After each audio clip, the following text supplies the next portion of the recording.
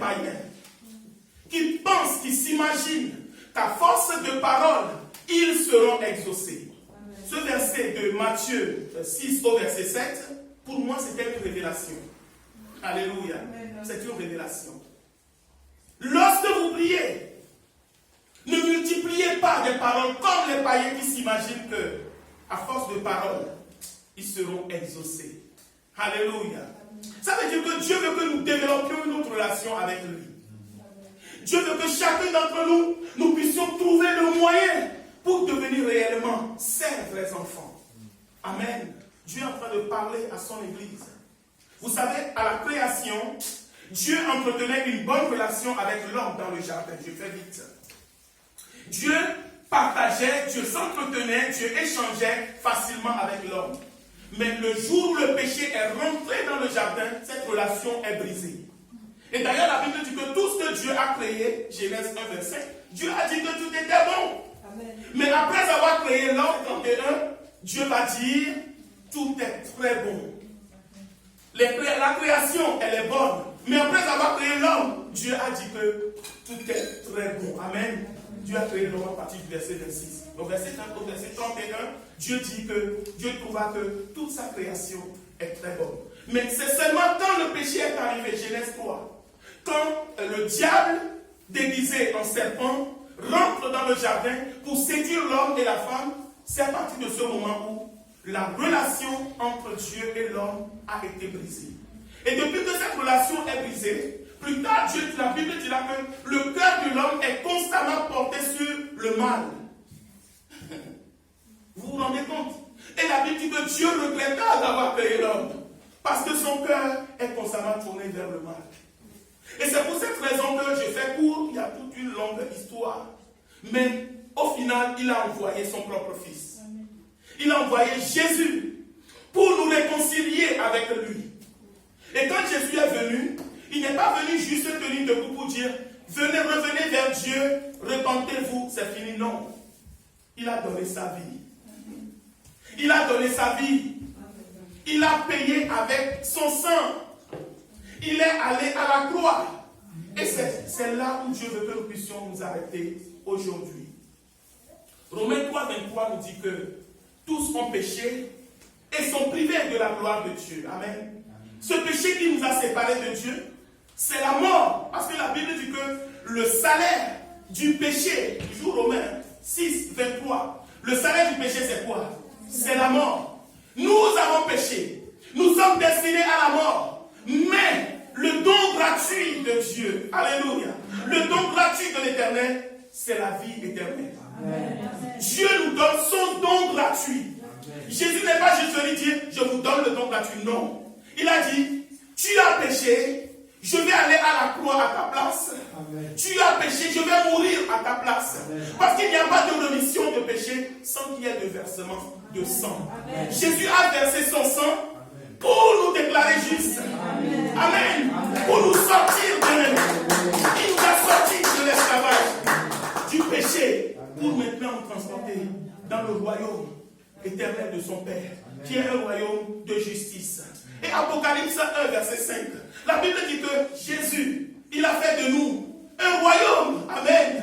Il nous a délivrés d'abord du péché par son sang. Et il a fait de nous, verset 6, un royaume de sacrificateurs. Des anciens pécheurs devenus un royaume et des sacrificateurs. Des anciens pécheurs, maintenant nous sommes devenus un royaume des sacrificateurs. Amen.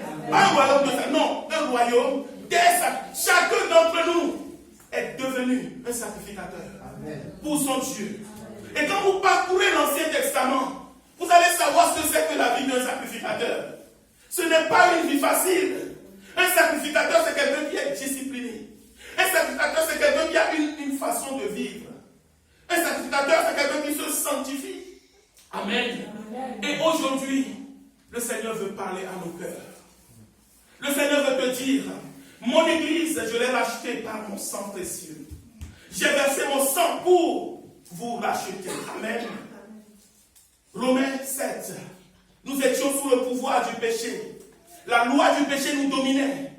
Jusqu'à ce que la loi de l'Esprit de Christ nous a arrachés. du péché pour nous transporter dans ce royaume de Dieu. Maintenant, en quoi consiste le message de l'évangile pour nous aujourd'hui? L'évangile, le message de Jésus pour nous, si nous voulons le résumer, comment pouvons-nous le résumer? Le message de Jésus, c'est un message d'amour, n'est-ce pas? C'est un message de grâce.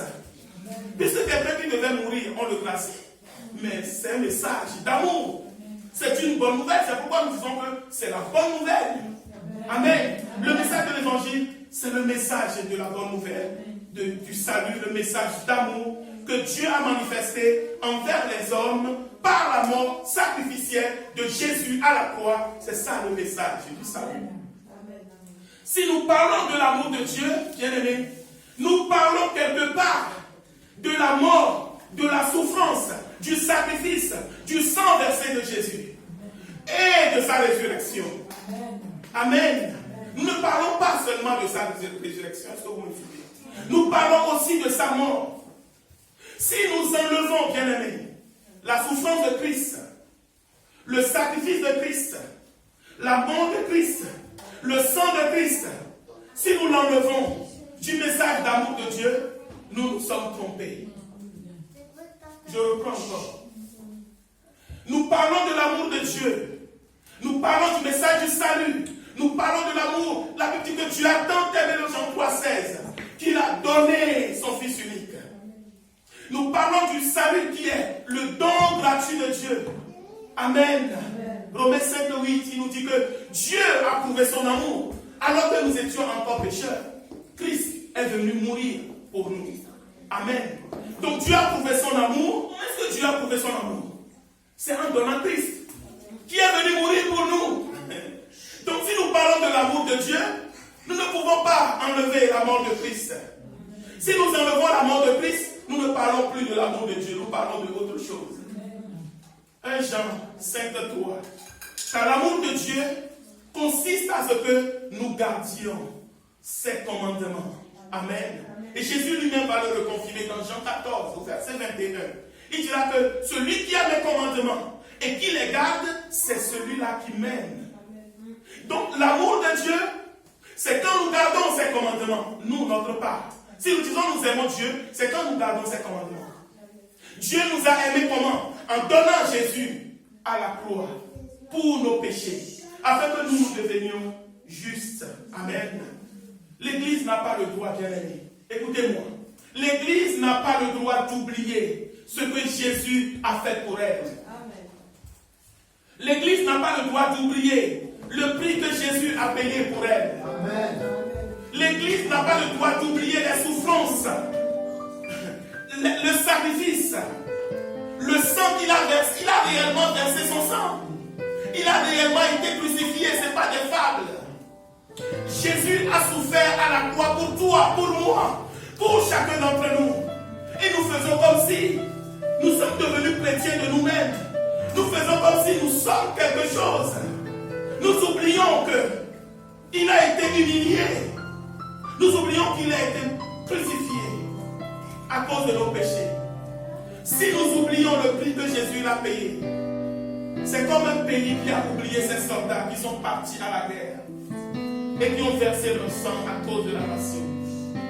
Nous sommes en France, notre pays, pas plus tard que quelques semaines. 13 militaires, 13 soldats en tout cas, ont été tués, n'est-ce pas? Vous avez vu l'hommage que le pays leur a rendu. Ils ont même préparé un endroit spécifique pour honorer la mémoire de tous ceux qui, année après année, meurent pour le pays. Mais ma question pour toi, pour moi, mon frère, ma soeur, ce matin, as-tu un monument pour Jésus dans ton cœur? Est-ce que nous avons dans nos églises aidé le peuple à avoir cette conscience? Dieu ne nous demande pas de bâtir des monuments physiques pour lui, non. Jésus ne nous demande pas de bâtir des monuments physiques devant l'église, non. Mais il veut que dans le cœur de chaque chrétien, que nous n'oublions pas ce qu'il a fait. Un pays qui oublie les soldats qui sont morts pour lui, ce pays c'est un pays qui est mort. Et si nous oublions ce que Christ a fait pour que nous soyons là où nous sommes aujourd'hui, bien-aimés, nous sommes à côté. Nous sommes à côté. Et aujourd'hui, le Seigneur veut, bien-aimés, que nous puissions nous rappeler de ce qu'il a fait pour nous. Alléluia. Oh Jésus, merci. Il y a quelqu'un qui acclame le Seigneur. Merci. Quelqu'un qui acclame le Seigneur. Il veut que nous nous souvenions. Il veut que nous nous souvenions. Quand Jésus regarde l'église, il dit: vous avez oublié ce que j'ai fait. Vous avez oublié le prix que j'ai payé. Certains d'entre nous, nous venons de contextes familiales difficiles. Mais quand tu vois ta vie aujourd'hui, tu penses que tout est si simple. Certains d'entre nous seraient déjà morts depuis longtemps. Mais quand tu vois ta vie aujourd'hui, tu penses que tout est gagné. Mais c'est parce que quelqu'un a payé le prix. Alléluia. Et il ne veut pas que tu oublies. Il ne veut pas que nous oublions. Jésus veut que l'église se souvienne. Bien-aimé, à quoi comparerais-je l'église d'aujourd'hui? C'est comme ce pays qui a oublié ses soldats. Et le Seigneur veut que nous puissions nous rappeler de tout ce qu'il a fait pour nous.